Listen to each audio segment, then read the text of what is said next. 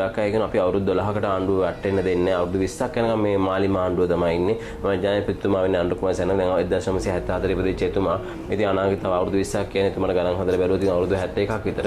ඉතින් මම හිතන්නේ ලොකු කාලයක් එලාර රජතුමා හිටියා වගේ ලොකු කාලයක් වෙනවා. ඉතින් එච්චර කාලයක් සාමාන්‍යයෙන් මේ සාමාන්‍ය ලංකාවේ ඉන්න බෑ. මම එහෙම කියන්නේ හේතුව තමයි එහෙම පොදුවේ ගත්තත් ඉන්නේ ලංකා කේන්ද්‍රය තුළ සිස්ටම් එක දෙනවා වසර දෙකමාරෙන් දෙකමාරට සෙන්සුරු ග්‍රහකගේ විචරිත බවත් එක තමයි ලංකා පරිපාලනය තීරණය කරන්නේ.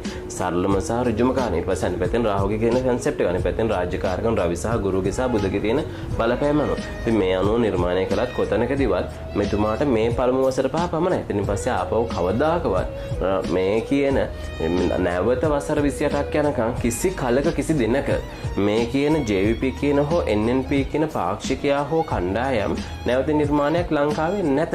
මම අද සේනදට හරියටම කෙලින්ම ඍජුවම ප්‍රකාශනපත් කරා. ඔන්න ඔක ලියලා අරන් තියාගන්න. ඒක කියලා තිබුණා එන නායකයා මෙහා යන නායකයා මෙහා කාලවකවනුත් එක කියලා තිබුණා. දැන් මගේ ඊළඟ ප්‍රශ්නය වෙන්නේ ඔබතුමා කිව්වා 2029 දී ජනාධිපතිවරණයකට නාමල් රාජපක්ෂ මහත්මයා එනවා.